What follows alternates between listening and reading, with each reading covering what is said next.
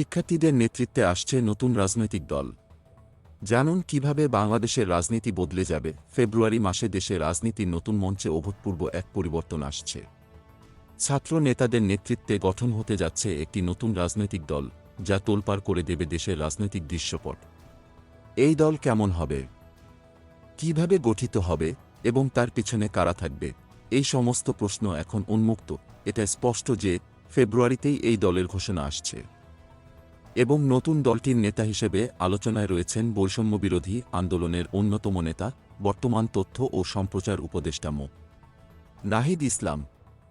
তার নেতৃত্বে এই দলটি বিএনপির ভোট ব্যাংককে টার্গেট করে এগিয়ে যাবে। ডয়চে ভেলের রিপোর্ট অনুসারে দলের নাম, গঠন প্রক্রিয়া এবং নেতৃত্ব নিয়ে নানা আলোচনা চলমান। কী কারণে এই দল? এমন প্রশ্নের উত্তরে জানা গেছে দলটি গঠন হতে চলেছে দেশে ক্রমবর্ধমান রাজনৈতিক অস্থিরতার মধ্য দিয়ে। নতুন দলের নেতৃত্বে আসা ব্যক্তিরা ইতিমধ্যেই বিভিন্ন আন্দোলনে সক্রিয় ভূমিকা পালন করেছেন।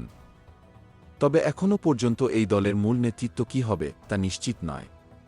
তবে এমনটাই শোনা যাচ্ছে নাহিদ ইসলাম উপদেষ্টা পদ ছেড়ে নতুন দলের নেতৃত্বে আসতে পারেন। এদিকে জাতীয় নাগরিক কমিটির আহ্বায়ক মুহাম্মদ নাসির উদ্দিন পাটোয়ারি ডয়চে ভেলেকে বলেছেন, দলের নাম ও নেতৃত্ব নিয়ে আলোচনা চলছে। তবে যদি কোনো বর্তমান উপদেষ্টা রাজনৈতিক দল গঠনে যোগ দিতে চান, আমরা তাদের স্বাগত জানাব। তবে নতুন দলটির নেতারা স্পষ্ট জানিয়েছেন তারা এমন কোনো নেতাকে দলে নেবেন না যারা অতীতে আওয়ামী লীগের মতো ফ্যাসিবাদী দলের সাথে জড়িত ছিলেন। দেশব্যাপী চাঁদাবাজি, দুর্নীতি, দখলদারি এবং সিন্ডিকেট বিরোধিতার মূলমন্ত্র নিয়েই নতুন দলের পথচলা শুরু হবে। নাগরিক কমিটির মুখপাত্র সামান্তা শারমিন বলেন, যারা দুর্নীতিতে জড়িত তাদের আমরা দলে নিতে পারি না। এই দলের বিরুদ্ধে উঠেছে এক চ্যালেঞ্জ, আওয়ামী লীগ ও বিএনপির মতো বৃহৎ রাজনৈতিক শক্তিকে মোকাবিলা করে নতুন দল কতটা প্রভাব ফেলতে পারবে। তবে নাগরিক কমিটির সদস্যরা আশাবাদী যে তাদের নতুন রাজনৈতিক দল বাংলাদেশে রাজনৈতিক শূন্যতা পূর্ণ করবে। অন্যদিকে সিপিবি সাধারণ সম্পাদক রুহিন হোসেন প্রিন্স জানিয়েছেন, ছাত্রদের রাজনৈতিক দল গঠনের উদ্যোগ আমরা স্বাগত জানাই, তবে তাদের গঠনতন্ত্র ও উদ্দেশ্য পরিষ্কারভাবে জানানো উচিত।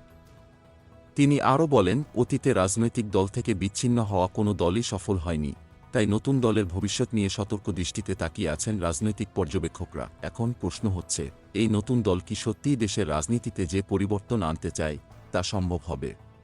তা কি আসলেই জনতার প্রিয় হয়ে উঠবে? সবার নজর এখন ফেব্রুয়ারির দিকে। লাইক, কমেন্ট, শেয়ার ও সাবস্ক্রাইব করে পাশে থাকবেন। ধন্যবাদ।